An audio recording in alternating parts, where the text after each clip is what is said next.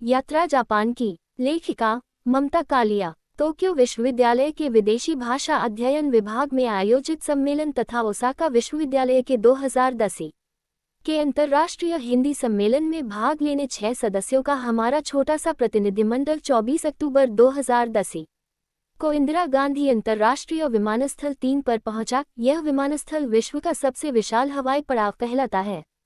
कुछ देर हम इसका महाकाय वैभव देखते रहे, क्योंकि एयर इंडिया की उड़ान 30 मिनट विलंब से चली। अधिकांश सीटें खाली थीं। हम आराम से आए। नरीता एयरपोर्ट बड़ा लंबा था, लेकिन फिसल पट्टियों से थकान नहीं हुई। कस्टम्स में हमारी वैगलियों की छाप ली गई, पासपोर्ट कई बार जांचा गया। एयरपोर्ट के बाहर टोक्यो विश्वविद्यालय के प्रतिनिधि बड़ी सी वैन लेकर आए हुए थे। 100 किलोमीटर से ज्यादा सफर कर हम टोक्यो पहुंचे। निशिकासाई एडोकाबाकू में स्थित सनपेटियो होटल में हमारा ठहराव रहा। यहाँ बाहर की ठंड को धता बताते हुए अंदर का तापमान इतना गर्म था कि कमरे की खिड़की खोलनी पड़ी। हम 7वीं मंजिल पर हैं। सामने जीन जंक्शन स्टोर में सेल लगा हुआ है। नीचे सड़क पर यदाकदा तेज रफ्तार से साइकिल चलाती कोई जापानी बाला दिख जाती है। कई युवतियों ने साइकिल के आगे टोकरी में अपने गोल मटोल बच्चे बैठा रखे हैं। हर एक दुकान के नाम पर जापानी के साथ चीनी और अंग्रेजी भी लिखी हुई है। लोग जिस ढंग से चल और बोल रहे हैं, लगता है वे स्वचालित तकनीकी के हिस्से हैं। सड़क और होटल दोनों एकदम प्रदूषण रहित हैं। बाजार का कोई शोर सुनाई नहीं देता। टोक्यो विश्वविद्यालय के अतिथि प्रोफेसर सुरेश ऋतुपर्ण नमूदार होते हैं। वे हमें निकट के एक भारतीय रेस्तरां कलकत्ता में ले जाते हैं। अंदर की दीवार पर ताजमहल के सामने कैटो की तस्वीर लगी है। लिखा है इनक्रेडिबल इंडिया। हिंदी संगीत चल रहा है। डोसा सांभर और भारतीय मसालों की सुगंध यहाँ छाई हुई है। सबसे पहले हमें गर्म पानी पीने को दिया जाता है। ये यहाँ का रिवाज है। जहाँ भी जाएं, पीने के लिए गर्म पानी अवश्य मिलता है। इसके बाद हमें मसाला चाय दी गई, दालचीनी, काली मिर्च और चायपत्ती उबालकर बनाई गई गाढ़ी खुशबूदार चाय। इस रेस्तरां के चलते जापान में हमारे लिए एक छोटा सा भारत बना रहा। यहाँ इतना स्वादिष्ट भोजन सुबह शाम मिला कि लगा जैसे शेरे पंजाब में बैठे हैं। जापान की राजधानी टोक्यो में तड़के वाली साबुत काली उड़द की दाल, तंदूरी रोटी, आलू के पराठे और सरसों का साग खाकर विस्मय और हर्ष से हम सब भरे रहे।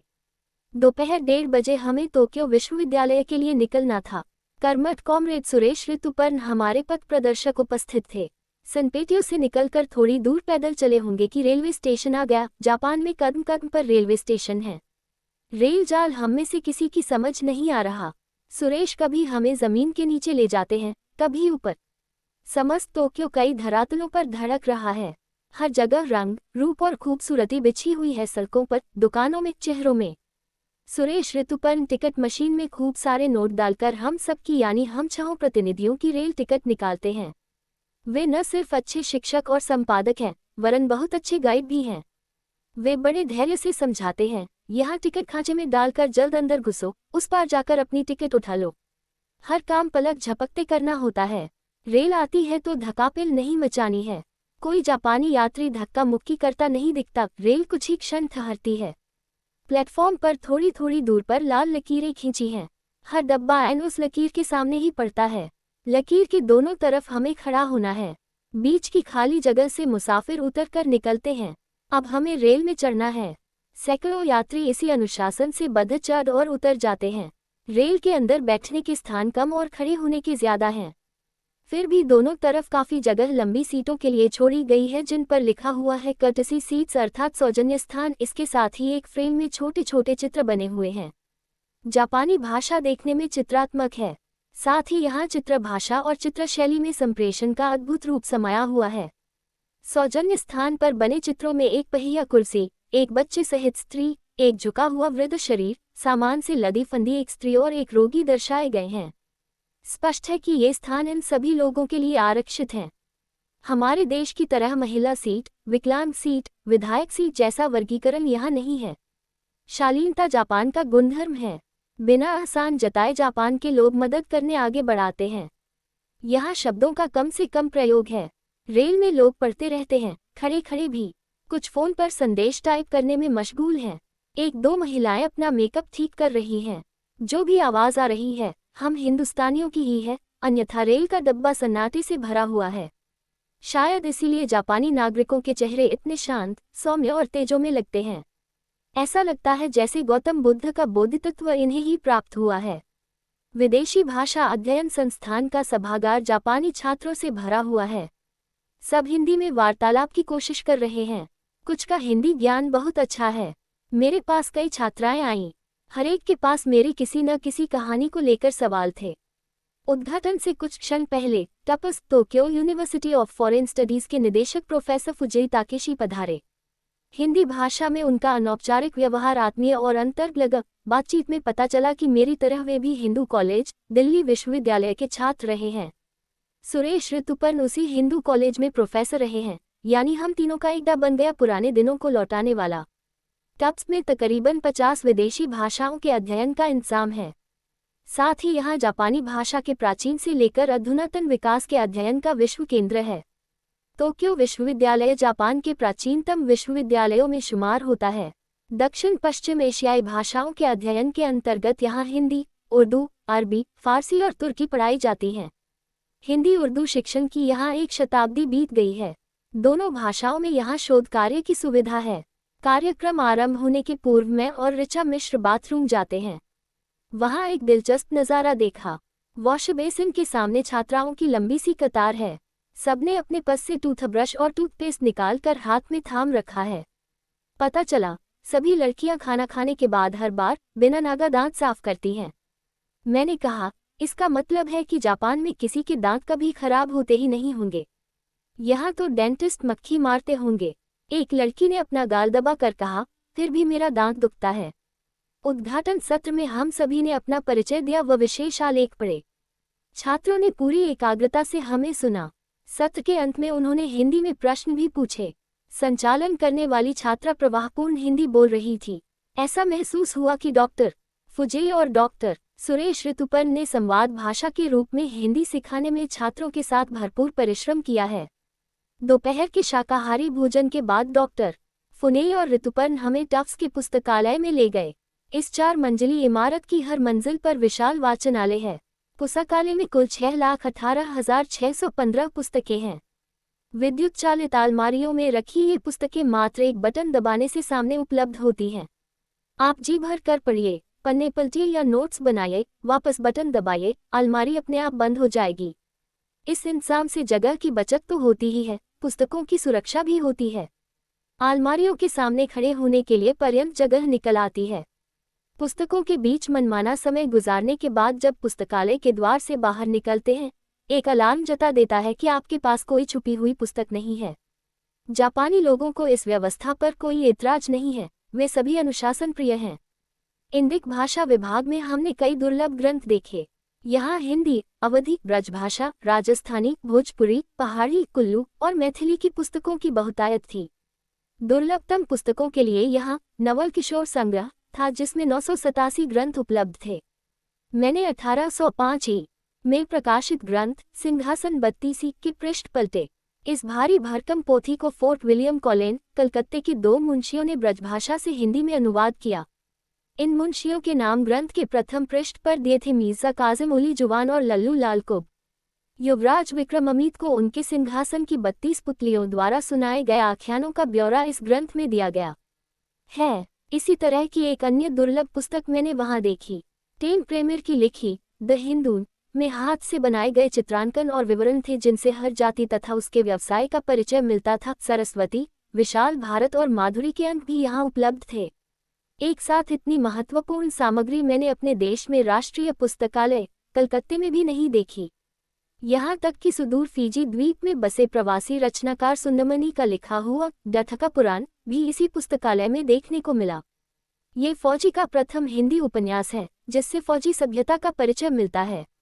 जी भरकर पुस्तकों में रमने के बाद हमने प्रोफेसर फुजेई और विद्यार्थियों से विदा ली। हालांकि टफ्स परिसर के रंग बिरंगे पेड़ और पत्तों से आच्छादित पगडंडियां हमें देर तक टहरती रही, लौट आओ लौट आओ। हमारे पास पूरी एक शाम और रात थी। जैसे जैसे दिन छुपता है, टोक्यो उजागर होता जाता है, गलियों में, बाजारों में, सागर और किनारों में। सुरेश ऋतुपर्ण हमें फिर ले चले, कभी जमीन के नीचे, कभी ऊपर। कई तल्लों पर रेल चलती है, चलती क्या समझ लें, उड़ती है। सुरेश जी ने कोई वाहन नहीं छोड़ा, हमें सामान्य रेल से लेकर मोनोरेल, स्वचालित रेल और लॉन्च में घुमाया। हमने हवा में लहराती टोक्यो की जगमग नगरी देखी, समुद्र की सतह पर थरथराती टोक्यो की रंग बिरंगी रोशनियां देखी, और तो और यहाँ अमेरिका की स्टैच्यू ऑफ लिबर्टी का प्रतिरूप भी स्थापित देखा। मैंने जिज्ञासा की, जापान में इतने तूफान और भूचाल आते हैं, इतनी गगनचुंबी इमारतें फिर क्यों बनाई गई हैं? सुरेश जी ने बताया, इनकी हर मंजिल पर इतनी जगह जानबूझकर छोड़ी गई है जो भूकंप के धने सह सके। जापान में महंगाई है जैसे विश्व के अन्य देशों में भी है, किंतु यहाँ हम भारतीयों को हर चीज़ ज़्यादा महंगी लग रही है, क्योंकि हमारे रुपये से येन का मुद्रा विनिमय करने पर हर चीज़ दुगनी कीमत की लगती है। जैसे आप किसी चीज़ पर 3000 येन खर्च करते हैं तो घबरा जाते हैं, जबकि वास्तव में वह चीज़ सिर्फ 1600 रुपये की हुई। छोटे छोटे उपहार भी मिलजुल कर कई हजार येन व्यय करवा देते हैं। हम सबकी मुश्किल पहचान कर ऋतुपर्ण हमें 100 येन दुकान पर ले जाते हैं जहां कई चीज़ों की कीमत सिर्फ 100 येन है। यह अलग बात है कि 100 येन में बहुधा सिर्फ डॉट पेन ही हाथ लगता है।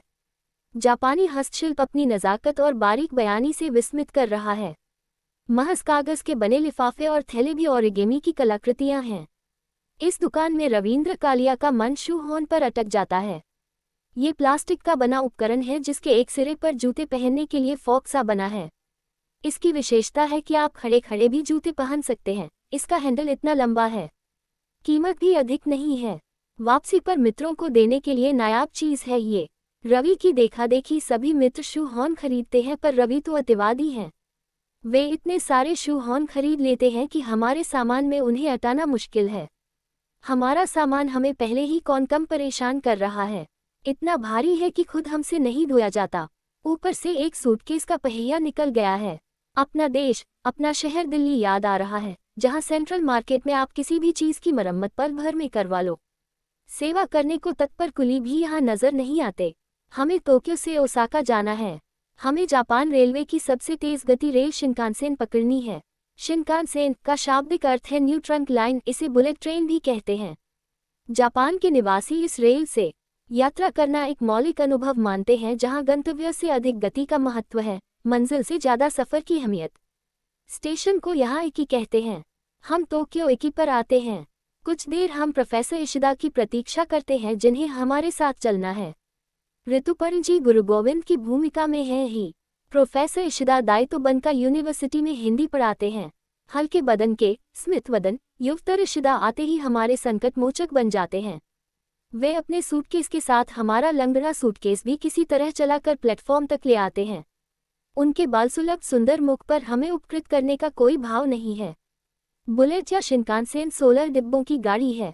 हर गाड़ी में 1300 यात्रियों के बैठने का प्रबंध है। 1300 फीट लंबी इस रेल में 40 मोटर जनरेटर लगे होते हैं। जिस वक्त यह 170 किलोमीटर प्रति घंटे की रफ्तार से चलती है, कहीं भी रुकने के लिए इसे कम से कम 5 किलोमीटर की गुंजाइश चाहिए, इतनी तेज इसकी गति है। टोक्यो और ओसाका के बीच 66 गुफाएं आती हैं। सबसे बड़ी गुफा 5 मील लंबी है और सबसे छोटी 100 फीट लंबी। 8600 कर्मियों की कार्यक्षमता का उपयोग इसके संचालन में प्रतिदिन लगता है। सफ़र में हमारे आराम का पूरा ख्याल रखते हुए हमें पहले ही दाहिनी तरफ की कुर्सियों पर बैठाया गया है। कई गुफाओं से रेल गुजर रही है। बाहर धूप नहाया दिन है। यकायक इशिदा शीशे की खिड़की पर एक दिशा में इंगित करते हैं। वह देखिए फूजी पर्वत। भरी धूप में फूजी पर्वत का हिमाच्छादित शिखर अपनी धवल ध्वजा में चमचमा रहा है। बर्फ और धूप दोनों की उजास से उद्दीप्त कई यात्री पर्वत की ओर देखते हुए आंख बंद कर होठों में बुदबुदा रहे हैं। सुरेश बताते हैं, कहते हैं फूजी पर्वत से मनोकामना कहो तो पूरी होती है। हमारी समस्त मंडली ध्यानमग्न हो जाती है। मंडली के अध्यक्ष डॉक्टर अजय कुमार गुप्त की तबीयत ठीक नहीं है, फिर भी वे उत्साह बनाए रखते हैं। हमें प्यास लगी है, पर पता नहीं पानी कैसे और किससे मांगे। न जाने कब इशिदा चुपके से 2 ठिकनी बोतल पानी हमारी मेज पर रख जाते हैं। जरूर हमारी आंख अब गई होगी। वे लगातार नेपथ्य से दृश्य चुरा लेते हैं। हमें खबर होती है, पर देर के बाद पानी के लिए छोटा सा शब्द है जापानी का मिजू। जापानी शब्द अपनी लघुता में झट से याद हो जाते हैं, कम से कम उस समय जब काम पड़े। इसी तर्क से हमारे हिंदुस्तानी मित्र इतनी अच्छी जापानी बोलना सीख गए हैं कि उनका काम कहीं अटकता नहीं। कुछ शब्द तो हिंदी से मिलते हैं, जैसे हाँ के लिए हाय और ना के लिए ई, ओके के लिए ऊकी अंग्रेजी से मिलता है, जबकि थैंक यू वेरी मच के लिए नितांत अलग शब्द है, दोमो आरेगा तो। ओसाका स्टेशन पर उच्चायोग का प्रतिनिधि बड़ी सी वैन के साथ उपस्थित है। स्टेशन अर्थात न्यू ओसाका इकी का परिसर इतना स्वच्छ है कि लगता है आज कोई विशेष दिन है। नहीं, ये यहाँ की सामान्य धना है। तभी विस्मय की तरह सामने आ जाते हैं इंस्टीट्यूट ऑफ वर्ल्ड लैंग्वेजेज के निदेशक प्रोफेसर अकिरा ताकाहाशी। 30 साल बाद उन्हें देख रही हैं, उनमें कोई बदलाव नहीं आया, वैसे ही के जैसे लगते हैं, हल्का बदन, प्रसन्न वदन। हसगंध चौधरी भी साथ आए हैं। परदेश में अपने देश के लोग मिले तो वह देश हो जाता है। इन सब के साथ मिलकर भाषा हंसने खेलने लगती है। चैन बहुत क्षिप्र गति से चल रही है। सड़क की दोनों तरफ बड़ी इमारतें हैं जहां अजनबी नामपटों के साथ कुछ ऐसे नामपट भी झलक जाते हैं जिनकी हम भारतीयों को सुनने की, देखने की आदत पड़ गई है, जैसे मित्सुबिशी, हिताची, काकुरा आदि। चमचमाती इमारतों के बाद रंग बिरंगे पेड़ों का सिलसिला शुरू हो जाता है। यहाँ प्रकृति की तुलिका में 7 से अधिक रंग दिखाई दे रहे हैं। मोमिजी की पत्तियां लाल है पर उनमें नारंगी और गुलाबी रंग भी मिले हैं। साकुरा के पेड़ सफेद फूलों से बैंड हैं। हरा रंग यहाँ चटक हरा है, जैसे पत्तों पर किसी चित्रकार ने एक बार फिर रंग पोत दिया हो। देखते देखते हम ओसाका जो पहुँच जाते हैं। जी हाँ, यह ओसाका का किला है। जो का अर्थ है किला, जी का अर्थ है मंदिर। यह ओसाका जो 1585 में सम्राट तोयोतोमी हिदेयोशी ने बनवाया था। विशाल परिसर में हरियाली और रंग बिरंगे पुष्प पादपों से घिरा ये किला अनेक आख्यानों का पुंज है। यूं तो इसके कुछ हिस्सों का कई बार पुनर्निर्माण हुआ है। किस्से कहानियां अभी भी प्राचीन सम्राट और उनके राज्यकाल के ही प्रचलित हैं। किले के चारों ओर गहरी खाई और जलाशय है। किले का प्रवेश द्वार एक काला विशाल फाटक है और काले पत्थर की प्राचीरें हैं। ये किला जापानी संघर्ष, धर्मिता और जिजीविषा का प्रतीक है। सम्राट तोयोतोमी से भी पहले 1496 में जूडो शिंशु नामक पादरी ने इस स्थल पर एक आश्रम स्थापित किया, जहां कालांतर में एक विशाल मंदिर विकसित हुआ। ओसाका होनगांजी आग लगने से यह मंदिर पूरी तरह भस्मीभूत हो गया। ओसाका जो कई बार बना और नष्ट हुआ। यहाँ लकड़ी का इतना अधिक प्रयोग है कि बार बार इसमें आग लगने की दुर्घटनाएं होती रहीं। एक बार तो इसके ऊपर बिजली भी गिरी। 1931 में इसका नवीनीकरण हुआ। इसी परिसर में ओसाका जो का संग्रहालय भी है। चारों तरफ फल फूलों के पेड़ों से आच्छादित यह स्थल बहुत से यादगार आयोजनों के लिए प्रसिद्ध है। रात के समय ओसाका जो और संग्रहालय सुनहरी रूपहरी रोशनी में नहाए हुए नयनाभिराम स्मारक लगते हैं। शन है यूट रही न है नबी खने बाद रंग का कुरा नोमी नहा ले है मगा। हम तो धूप नहाए दिन में आए हैं यहाँ। किले की सीढ़ियों चढ़ने से पहले हम परिसर में बैठ जाते हैं। जिस बेंच पर हम बैठे हैं उसके ऊपर इचो का गदराया वासंती पेड़ है, पीली पत्तियों से लदा फदक, बिल्कुल अपने अमलतास की तरह। हम इचो की छांव तले बैठकर खाना खाते हैं। प्रो ताकाहाशी हमारे लिए पैक करवाकर बड़े कायदे से शाकाहारी सैंडविच और मीठा दही लाए हैं, साथ ही केले भी। इस जगह की छटा निराली है। यहाँ जापानी परिवारों का हंसता खेलता रूप दिखाई दे रहा है। गुलगुधने बच्चे, बटन जैसी छोटी आंखें, लाल गुलाल गाल, ननी सी नाक और गोरा भभू का रंग बच्चा गाड़ी में लेटी गटापार्चा के बबुआ लगते हैं। मैंने यह बात कही तो सुरेश जी बोल पड़े, बताइए गटापार्चा क्या होता है? इस शब्द का अंग्रेजी पर्याय मुझे नहीं आता। ताकाहाशी तुरंत बोले, प्लास्टिक। शब्दों को लेकर उनका ज्ञान अचूक है। ओसाका जो कि सबसे ऊंची मंजिल पर हमें 2वां शिशु दिखे, एक सो रहा है, एक जाग रहा है। जुड़वा शिशुओं की शिशु गाड़ी भी जुड़वा है। हमारे पुछ करने से शिशु मुस्कुराया। हमने पूछा, कितने बड़े हैं? ताकाहाशी जी ने बच्चों की मां से पूछा और बताया, 5 महीने के। जापान वासियों के मन में अपने सम्राट के लिए श्रद्धा और प्रेम है। न जाने कितने आख्यान हवाओं में व्याप्त हैं। कैसे यहाँ युद्ध हुआ, कैसे और कितने लोग मारे गए, कैसे किले का पुनर्निर्माण हुआ। वहाँ एक बहुत लंबा प्रस्तर रखा है जो अखंड है। ये साबुत पत्थर नाव की सहायता से यहाँ तक पहुँचाया गया था। किले के पथ पर पारंपरिक पोशाक में एक भिक्षुक कांसे का कटोरा फैलाकर भिक्षा ग्रहण कर रहा है। एक जगह तोप के अंदर कोई खाद्य सामग्री डालकर एक आदमी उसे चला देता है। कड़कड़ की आवाज के साथ खूब धुआं निकलता है और खाने का सामान भूनकर बाहर आ जाता है, जिसे लोग खरीदकर खा रहे हैं। किले के प्रांगण में एक विचित्र दृश्य भी है। एक फटेहाल इंसान अपनी गोद में घड़ियाल का बच्चा लेकर देर से बैठा हुआ है। हमारी बेंच की बगल वाली बेंच पर बैठे हुए इस इंसान के चेहरे पर गहरा अवसाद और अकेलापन है। वह भिखारी नहीं है, किले का कर्मचारी भी नहीं लगता, ये पर्यटक भी नहीं है, पर उसकी आंखों में एक उदास कहानी लिखी हुई है। उसने शिशु घड़ियाल को रंग बिरंगे ऊनी कपड़े पहना रखे हैं, स्वेटर, जांघिया और बुल्लूबंद, मानो अपने बच्चे को तैयार कर अपने साथ लिवा लाया है। कई सैलानी उसके हाथों से लेकर घड़ियाल के साथ अपना चित्र खींचवा रहे हैं। हमारी टोली के भी कुछ सदस्यों ने ये प्रयोग किया। मुझसे ये दृश्य झेला नहीं जा रहा, मैं परे हट जाती हूँ। मुझे मीना कुमारी की नज़्म याद आ रही है, दिल मिला है कहाँ कहाँ तन्हा। रात की दावत हसचेंद्र चौधरी के घर पर है। हिंदी उर्दू प्रेमियों का जमावड़ा है। रसोई की कमान यास्मीन सुल्ताना नकवी और एक अन्य शोध छात्रा ने संभाल रखी है। उन दोनों ने इतना खाना बनाया है कि 20-25 लोगों के खा लेने के बाद भी बेर सा बच रहा है। हरजेंद्र मुंह बनाकर कहते हैं, हफ्ते भर तक यही खाऊंगा और क्या। यहाँ हरजेंद्र चौधरी की सद्य प्रकाशित कहानी संग्रह पता नहीं क्या होगा का लोकार्पण होता है। जोरदार तालियां बनती हैं, जाम टकराए जाते हैं। प्रो ताकाहाशी का अभिनंदन किया जाता है। उन्हें सम्मान स्वरूप पुस्तकें भेंट की जाती हैं और अंगवस्त्रम। वे प्रसन्न हैं लेकिन दारू नहीं छूते। मुझे सबको वापस होटल पहुंचाना है कहकर वे बच निकलते हैं। इस पार्टी में हिंदी उर्दू का अध्यापन करने वाले ऐसे जापानी विद्वान हैं जो धारा प्रवाह दोनों भाषाएं बोल रहे हैं और हमारी बातों का आनंद उठा रहे हैं। प्रो यामा ने योजिस तपाक से आदाब अर्ज करते हैं, उर्दू के शेर सुनाते हैं और कुर्ते पाजामे में पधारे हैं। मैं यही सोचती हूँ, ये लखनऊ के कोई नवाब हैं जो ओसाका में बस गए हैं। वैसे जैसे इलाहाबाद के रचनाकार डॉक्टर लक्ष्मीधर मालवीय जापान में रच बस गए। यास्मीन मेरा भ्रम तोड़ती हैं, यामा ने यो खालिस जापानी हैं। उर्दू उन्होंने सीखी है और अब सिखाते हैं। भाई वाह, उर्दू जुबान की तमाम तहजीब रे तलफुज और नाजुक बयानी से वाकिफ हैं। वे सुना है, शेर भी कहते हैं। लगता है इलाहाबाद का जापान की तरफ कुछ खास आकर्षण है। यास्मीन सुल्ताना नकवी भी इलाहाबाद की है और पिछले 5 साल यही ओसाका यूनिवर्सिटी में अतिथि प्राध्यापक रह चुकी हैं। दरअसल वे इसी फ्लैट में रहती थी जिसमें अब हसनेंद्र रहते हैं। महफिल में मोइन भी हैं, जिनके कारण हिंदी उर्दू दोनों का लुत्फ आ रहा है। इफ प्रोमो अगले दिन यानी 28 नवंबर को सुबह 10 बजे सेमिनार का उद्घाटन होता है। इसमें एक साथ इतने जापानी विद्वानों को हिंदी भाषा व लेखन की जानकारियों से जुड़ा देखना सुनना एक अप्रतिम अनुभव है। Professor Takeshi Toshio Tanaka अकिरा Takahashi के साथ मंच पर भारत सरकार के उच्चायुक्त श्री विकास स्वरूप और भारतीय सांस्कृतिक संबंध परिषद के निदेशक डॉक्टर अजय कुमार गुप्ता भी आसीन हैं।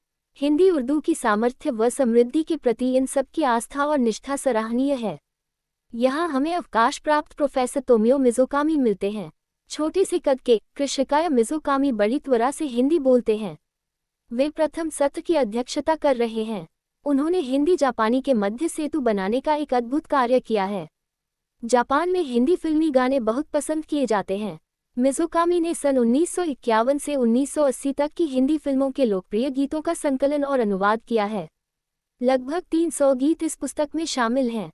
सभागार में एक तरफ प्रो तोशियो तनाका बैठे हैं। वे एक कलात्मक कपड़े में लपेटकर अपने कागजात लाए हैं। अपनी फितरत में हमेशा अलग और अनोखे डॉक्टर लक्ष्मीधर मालवीय जानबूझकर पीछे बैठे हैं, शायद सिंहावलोकन करने के उद्देश्य से। मौजूदा प्रोफेसरों में अनेक उनके हाथों शिक्षित होकर निकले हैं। वे सभी लक्ष्मीधस्नी की नाजुक मिजाजी से वाकिफ हैं। प्रो मालवीय के साथ उनकी सुंदर पत्नी अकिको-सान भी हैं। उन्होंने सलवार सूट पहना हुआ है और माथे पर बिंदी लगाई है। उनकी उपस्थिति से पिछली कतार जगमग कर रही है। चाय के अंतराल में हम चारों मिलते हैं, गोया सन 1988 एक बार फिर हमारे बीच महक उठा है। मालवीय जी की आवाज़ और अंदाज वही है जिसमें दमखम है। अकिको-सान पर आयु ने अभी दबाव नहीं बनाया है, वे किशोरी लगती हैं। मंच से बोलते हुए जब उच्चायुक्त विकास स्वरूप ने एक एक का नाम लिया तब लगा, अरे इतना सारा इलाहाबाद यहाँ इकट्ठा है। रविंद्र और मैं अपने को इलाहाबादी गिनते हैं, जबकि हम दोनों न यहाँ पैदा हुए न पढ़े। अपने संघर्ष के दिनों में हमने इलाहाबाद में शरण पाई। यहाँ की गलियाँ और सड़कें हमारा विश्वविद्यालय बनी। लिखने पढ़ने की सतत आदतें यही पढ़ी और यहाँ एक से एक फक्र, औघड़ और बीहड़ दोस्तों से दिल लगाया। दुनिया के हर कोने में जहाँ जहाँ भारत और भारतीय है वहाँ एक अदद इलाहाबादी जरूर है। अब विकास स्वरूप को ही लें। इनकी पुस्तक पर ऑस्कर विजेता विश्व प्रसिद्ध सुपरहिट फिल्म स्लमडॉग मिलियनेयर बनी और इनकी अदा की इस तथ्य का कोई शोर नहीं मचाया। वे अपनी अगली किताब लिखने में मशगूल हो गए। उनके घर काबे में उनकी चित्रकार पत्नी अर्पणा से मिले। वह भी इलाहाबाद की हैं। उन्होंने घर की साज सज्जा में जापान और हिंदुस्तान कुछ ऐसे मिला रखा है कि उसे एक नया नाम दिया जा सकता है, जापिस्तान। लक्ष्मीधर जी का आग्रह है कि हम उनके घर चलें। हमारा मन भी है, लेकिन समय ने अपनी सिद्धि से हमें पकड़ रखा है। उनके बच्चों अमित और तारा को देखने की इच्छा है। हमारे दिमाग में वे छोटे छोटे हैं, लेकिन वर्तमान में दोनों अपने कामकाज में व्यस्त हैं। अमित पत्रकार है तो तारा एक्यूप्रेशरिस्ट। ताकाहाशी-सान एक जगह गाड़ी रुकवाकर हमें एक सकरी पथरीली ढलान पर ले चलते हैं। यहाँ जलप्रपात है मिनो फॉल्स। रविंद्र और अजय गुप्ता कुछ कदम चलकर ताड़ जाते हैं कि दुर्गम मार्ग है। वे दोनों चुपके से वापस जाकर गाड़ी में बैठ जाते हैं। बाकी सब उत्साह में आगे बढ़ते जाते हैं।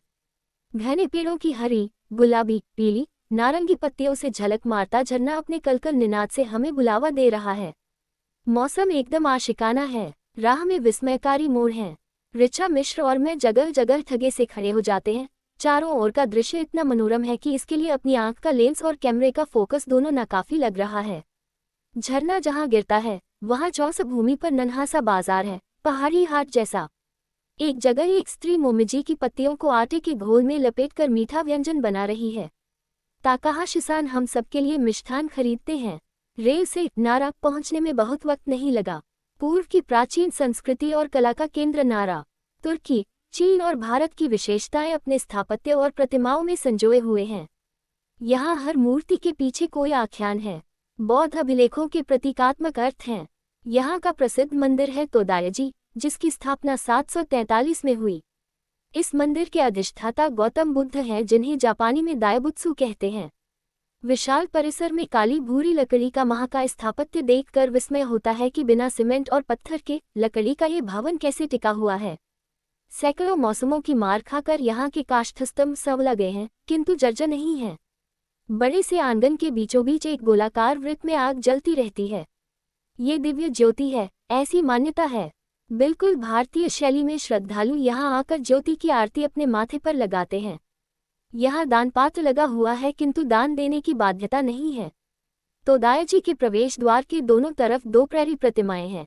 एक का मुंह खुला है, दूसरी का बंद है। ये ओआर ओम के उच्चार का संकेत करती है, जिनसे मिलकर ओम बनता है। मंदिर के गर्भगृह में गौतम बुद्ध की 55 फुट ऊंची कांस्य प्रतिमा है, जिसका वजन 500 टन है। इस गर्भगृह को दायुबुत्सु देन कहा जाता है। यहाँ की आंतरिक साज सज्जा कई बार आग लगने से स्वाहा हुई, परंतु हर बार उसका पुनर्निर्माण करवा दिया गया। अब भी इसमें मध्ययुगीन वैभव की झलक मिलती है। तोदायजी में बौद्ध प्रतिमा के नीचे एक छोटा सा मार्ग है, इतना सकरा कि एक अकेले व्यक्ति का भी उसमें से निकलना असंभव लगे। प्रचलित मान्यता है कि जो इसमें से पार निकल जाए उसे मोक्ष प्राप्त हो जाता है। हम सबके मना करते करते भी हरजेंद्र चौधरी उसे पार कर जाते हैं। तोदायनी के बरामदे में एक अन्य मूर्ति की स्थापना है। इसका नाम जापानी और हिंदुस्तानी से मिलकर बना है भारद्वाज। बुद्ध की ही मुद्रा में बैठे इस देवता की महिमा ये बताई जाती है कि इसके स्पर्श में आरोग्य शक्ति है। अगर इसका मस्तक छू ले तो आपका सिरदर्द ठीक हो जाएगा। अगर इसके पांव छू ले तो पांवों का दर्द छुमंतर हो जाएगा। मैं देर तक भारद्वाज देव का घुटना छूती हूँ कि मेरे घुटनों का दर्द ठीक हो जाए। कुछ नहीं होता मनोरंजन के सिवाय। मंदिर से जुड़ा विस्तृत बाजार है, जहाँ विविध सामान बिक रहा है। हमें कुछ नहीं चाहिए, फिर भी हम कुछ स्मृति चिन्ह खरीद लेते हैं। यहाँ घूमकर चीनी और जापानी वस्तुओं का अंतर समझ आ रहा है।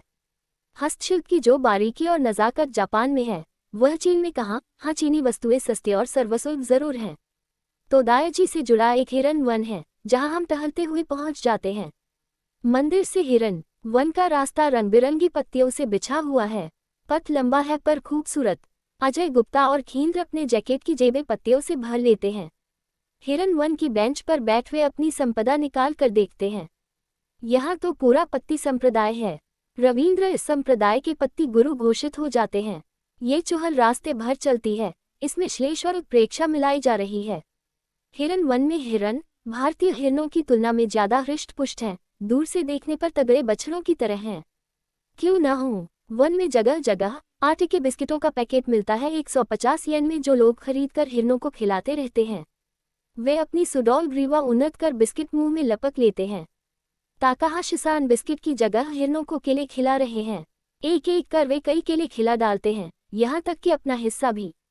ताकाहाशी-सान स्वयं कुछ नहीं खाते, हमें खिलाते हैं और हिरनों को भी। हमारे आसपास मदराते हिरनों का हौसला इतना बुलंद है कि एक हिरन मेरे हाथ से अधखाया केला छीनकर खा जाता है।